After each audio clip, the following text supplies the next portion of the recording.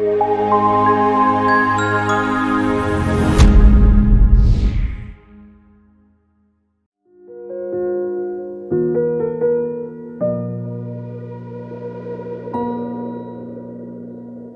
Lecture में हम लोग बात करने वाले हैं Maxwell's equation and electromagnetic wave की इक्वेशंस के बारे में।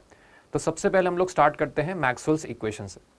तो मैक्सवेल इक्वेशन बेसिकली क्या है, जो भी अभी तक हमने इलेक्ट्रोमैग्नेटिज्म में पढ़ा है उसको सम अप करके हमने 4 इक्वेशंस यहाँ पे बना दिए। तो सबसे पहली इक्वेशन है हमारे पास गॉस लॉ इन इलेक्ट्रोस्टैटिक्स, जो हमने इलेक्ट्रोस्टैटिक्स में गॉस लॉ पढ़ा था वही वाली equation. Integral of E dot D A is equal to charge enclosed by epsilon nought. Integral of E dot D A मतलब हमारा जो इलेक्ट्रिक फ्लक्स है that is equal to charge enclosed by epsilon nought. दूसरी equation हमारे पास होती है Gauss law in magnetism. Gauss law in magnetism अगर हम अप्लाई करेंगे तो integral of B dot D A जो आएगा net that will be equal to 0। ऐसा इसलिए क्योंकि इलेक्ट्रिक चार्जेस के बारे में हमें पता है कि प्लस और माइनस चार्जेस को हम आइसोलेट कर सकते हैं, बट अगर हम मैग्नेट के बारे में बात करें तो नॉर्थ पोल और साउथ पोल का आइसोलेट नहीं कर पाएंगे। दैट मीन्स जब हम नॉर्थ पोल ढूंढेंगे कहीं पे तो उसके साथ में हमें साउथ पोल भी मिलने वाला है। दैट इज वाई अगर हम पूरे लूप के लिए integral of B dot D A लगाएंगे तो हमारे पास टोटल जो है कुल मिलाकर के 0 आने वाला है। दैट मीन्स अगर हम पूरे सरफेस के लिए integral of B dot D A लगाएंगे तो हमारे पास टोटल मिलाकर के 0 आएगा, क्योंकि नॉर्थ पोल के साथ में साउथ पोल भी मिलने वाला है या साउथ पोल के साथ में नॉर्थ पोल भी मिलने वाला है। तीसरी इक्वेशन है जो हमने इलेक्ट्रोमैग्नेटिक इंडक्शन में पढ़ी थी, which is integral of E dot D L is equal to minus D phi by D T. ये जो फाई है ये हमारा मैग्नेटिक फ्लक्स होता है, इसलिए इसको हमने फाई बी से रिप्रेजेंट किया है। तो ये है for electromagnetic induction. And last equation जो हमने पिछले लेक्चर में पढ़ी थी which is Ampere's Maxwell equation, which is integral of B dot D L is equal to mu nought into I C plus ये जो एक्स्ट्रा टर्म था इसको हमने बोला था डिस्प्लेसमेंट करंट। दैट मीन्स हमारा जो पुराना एम्पियर्स लॉ था जो हमने मैग्नेटिज्म में पढ़ा था उसको हमने थोड़ा सा मॉडिफाई यहाँ पे कर लिया है, and that will become mu nought into I C plus I D. I D मतलब जो हमारा डिस्प्लेसमेंट करंट है। नेक्स्ट हम बात करते हैं इलेक्ट्रोमैग्नेटिक वेव्स के बारे में। तो इलेक्ट्रोमैग्नेटिक वेव्स जो है इनकी कुछ प्रॉपर्टीज अपन देखें। पहली बात तो ये है कि इलेक्ट्रोमैग्नेटिक वेव्स जो है these are non mechanical waves. Non mechanical waves का मतलब यह है कि इन वेव्स को प्रोपेगेट करने के लिए हमें किसी मीडियम की जरूरत नहीं है। जैसे कि हम लोग अच्छी तरह जानते हैं साउंड जो है वो एक मैकेनिकल वेव है, क्योंकि साउंड को प्रोपेगेट करने के लिए मीडियम की जरूरत है। साउंड वेव्स को हम वैक्यूम के थ्रू प्रोपेगेट नहीं करवा सकते, पर हम साउंड वेव को किसी दूसरे मीडियम के थ्रू यानी सॉलिड या लिक्विड के थ्रू प्रोपेगेट करवा सकते हैं। तो एक मीडियम की उसको जरूरत रहने वाली है। जबकि अगर हम लाइट के बारे में बात करें तो लाइट को किसी मीडियम की जरूरत नहीं है, जबकि हमें अच्छी तरह पता है कि सन से जो लाइट अर्थ तक आता है बीच में पूरे स्पेस को हम वैक्यूम जैसा मान सकते हैं। दैट मीन्स इलेक्ट्रोमैग्नेटिक वेव्स जो है उसको प्रोपेगेट करने के लिए किसी मीडियम की जरूरत नहीं होती, इसलिए इसको हम बोलते हैं non mechanical waves. They can travel through vacuum. फिर दूसरी बात यह है कि अगर हमें इस इलेक्ट्रोमैग्नेटिक वेव का स्पीड निकालना हो तो उसका हमारे पास रिलेशन ये रहता है, speed is equal to 1 upon root over mu into epsilon. अगर हम किसी दूसरे मीडियम की बात कर रहे हैं, एक ऐसे मीडियम की जिसका डाइलेक्ट्रिक कांस्टेंट हमें गिवन है, तो वहां पर हम इस एप्सिलॉन की जगह पर epsilon nought into epsilon R लिख सकते हैं। दैट मीन्स हम लोग उस पर्टिकुलर मीडियम में जिसका डाइलेक्ट्रिक कांस्टेंट हमें गिवन होगा उस मीडियम के अंदर हम लोग स्पीड के बारे में कमेंट कर सकते हैं। तो कुल मिलाकर हमारा रिलेशन ये रहता है that speed is equal to C by root over epsilon R. इसमें जो सी है that is the speed of light in vacuum, और अगर हम किसी दूसरे मीडियम की बात कर रहे हैं जिसका डाइलेक्ट्रिक कांस्टेंट हमें गिवन होगा तो वहां पे हमें एप्सिलॉन आर उस क्वेश्चन के अंदर गिवन होगा। तो कुल मिलाकर के ये रिलेशन हमारे लिए काफी यूजफुल रहने वाला है, C equal to 1 upon root over mu nought epsilon nought, जो इनफैक्ट हम लोग कई बार पुराने चैप्टर्स मैग्नेटिज्म में पढ़ते आए हैं। एंड दूसरी बात ये कि अगर हम एक दूसरे मीडियम की बात कर रहे हैं जिसका डाइलेक्ट्रिक कांस्टेंट हमें गिवन है, in that case speed of light will become speed of light in vacuum divided by root over epsilon R.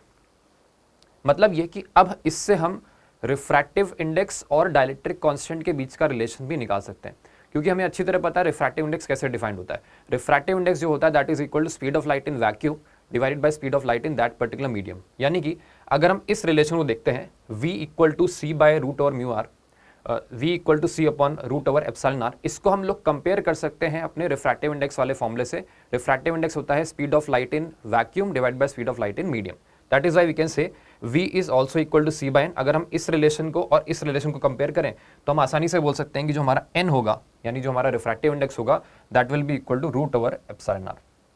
तो ये रिलेशन भी हमारे लिए काफी यूजफुल रहता है। अगर हम एक ऐसे मीडियम की बात कर रहे हैं जिसका डाइलेक्ट्रिक कांस्टेंट हमें गिवन है तो हम आसानी से उस मीडियम का जो रिफ्रैक्टिव इंडेक्स है वो बता सकते हैं, और एक बार हम जब रिफ्रैक्टिव इंडेक्स बता देंगे तो हम आसानी से स्पीड भी बता सकते हैं। नेक्स्ट हम देखते हैं इलेक्ट्रोमैग्नेटिक वेव्स की कुछ और प्रॉपर्टीज के बारे में। इलेक्ट्रोमैग्नेटिक वेव्स बेसिकली क्या है, जैसे कि नाम सजेस्ट कर रहा है इलेक्ट्रोमैग्नेटिक, मतलब ये कि इसके अंदर इलेक्ट्रिक फील्ड भी है और साथ में मैग्नेटिक फील्ड भी है। और ये जो इलेक्ट्रिक फील्ड और मैग्नेटिक फील्ड है ये राइट एंगल्स पे रहने वाली है, इनके बीच का जो एंगल रहने वाला है वो 90 डिग्रीज रहने वाला है। और एक और इंपॉर्टेंट प्रॉपर्टी है वो ये है कि जो हमारा direction of propagation of wave रहने वाला है ये इलेक्ट्रिक फील्ड और मैग्नेटिक फील्ड के परपेंडिकुलर रहने वाला है। मतलब ये तीन वेक्टर्स हैं हमारे पास, एक है इलेक्ट्रिक फील्ड, एक है मैग्नेटिक फील्ड और एक है वेलोसिटी वेक्टर। ये तीनों वेक्टर्स हमारे म्यूचुअली परपेंडिकुलर रहने चाहिए। इलेक्ट्रिक फील्ड का वेक्टर जो होगा, मैग्नेटिक फील्ड का वेक्टर होगा और जो वेलोसिटी का वेक्टर होगा, ये तीनों वेक्टर्स हमारे परपेंडिकुलर रहने चाहिए। इनके बीच का रिलेशन हम लोग ऐसा कुछ देख सकते हैं कि अगर मान लीजिए इलेक्ट्रिक फील्ड हमारा वाई डायरेक्शन में है, मैग्नेटिक फील्ड अगर हमारा लेटेस्ट से जेड डायरेक्शन में है, तो हमारा जो डायरेक्शन ऑफ प्रोपेगेशन होगा यानी कि जो हमारा वेलोसिटी वेक्टर होगा that will be in x direction.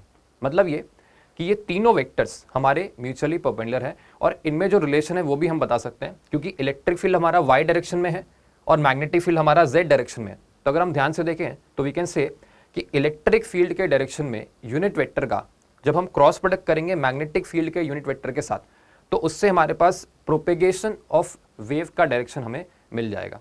Wave के प्रोपेगेशन का जो डायरेक्शन है वो हमें मिल जाएगा। That means we can say electric field के डायरेक्शन का यूनिट वेक्टर के साथ जब हम मैग्नेटिक फील्ड के यूनिट वेक्टर का क्रॉस प्रोडक्ट करेंगे तो इससे हमें वेलोसिटी वेक्टर के डायरेक्शन में यूनिट वेक्टर जो है वो मिल जाएगा। तो ये एक इंपॉर्टेंट चीज़ है जो हमें यहाँ पर ध्यान रखनी होगी। तो अब इसको अपन सम अप कर लेते हैं। बेसिकली वी कैन से कि हमारे पास यहाँ पर जो E क्रॉस B होगा इससे हमें वेलोसिटी का जो डायरेक्शन है वो मिल जाएगा। जैसे एक छोटा सा एग्जांपल अगर हम देखें जो हमने पिछले वाले केस में देखा था, इलेक्ट्रिक फील्ड हमारा था जे कैप में, मैग्नेटिक फील्ड हमारा था जेड डायरेक्शन में यानी कि के कैप में। तो जब हमने E क्रॉस B किया यानी कि जब हमने J क्रॉस K किया तो J क्रॉस K हमें अच्छी तरह पता है क्या होता है, आई कैप होता है, and I cap was the direction of velocity in that particular case. तो ये इंपॉर्टेंट चीज़ है जो हमें ध्यान रखनी, that E cross B will give us the direction of propagation of wave. दूसरी बात इसमें ये बोल सकते हैं कि अगर हम इलेक्ट्रोमैग्नेटिक वेव के फंडामेंटल सोर्स के बारे में बात करें तो क्लासिकल थ्योरी ये बोलती है कि जहां पर भी हम चार्जेस को एक्सेलरेट करेंगे उससे हम इलेक्ट्रोमैग्नेटिक वेव्स जो है वो ऑब्टेन कर सकते हैं। हम लोग जो भी क्वेश्चंस करते हैं सॉल्व इसमें हम इलेक्ट्रिक फील्ड और मैग्नेटिक फील्ड को साइनसॉइडली वेरी करता हुआ मानते हैं, ये भी हमें ध्यान रखना होगा। और साथ में हमने ये भी देख लिया कि E cross B will give us the direction of propagation of wave. अब नेक्स्ट हम बात कर लेते हैं इसके कुछ इक्वेशंस के बारे में। जैसे कि अगर हम ये बोलते हैं कि हमारा इलेक्ट्रिक फील्ड वाई डायरेक्शन में है तो इसको हम कुछ ऐसे रिप्रेजेंट कर सकते हैं, E Y equal to E nought sine of K X minus omega T. अब इस इक्वेशन से हमें क्या क्या इन्फॉर्मेशन मिल रही है उसको देखें हम। पहली बात तो ये है कि ये हमने ई वाई बोला है, मतलब कि इलेक्ट्रिक फील्ड जो होगा वो हमारा वाई डायरेक्शन में होगा यानी कि इसका डायरेक्शन जे कैप होगा। दूसरी बात ये कि इसका जो एम्पलीट्यूड है वो ई नॉट है।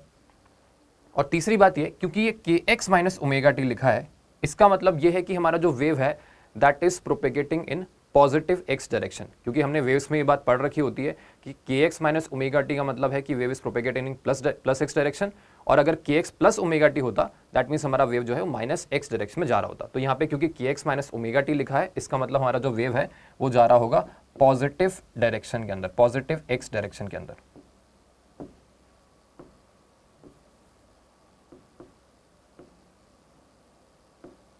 पॉजिटिव एक्स डायरेक्शन के अंदर। दूसरी बात अगर हम मैग्नेटिक फील्ड का फंक्शन देखें तो बी जेड जो होगा हमारा that will be equal to B not will be the amplitude of magnetic field into sine of K X minus omega T.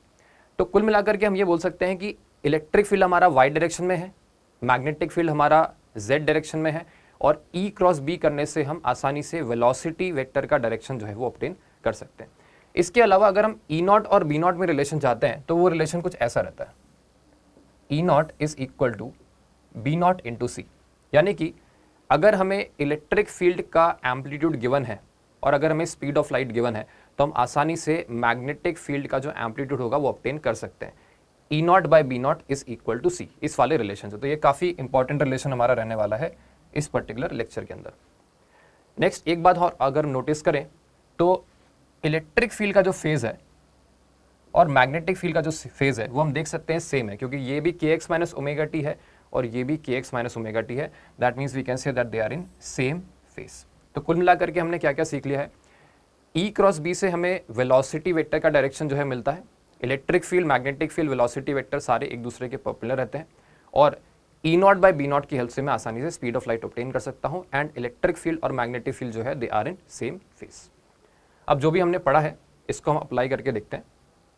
तो सबसे पहला एग्जाम्पल हमारे पास है, which of these statements correctly describe the orientation of electric field, magnetic field and velocity of propagation of an electromagnetic wave.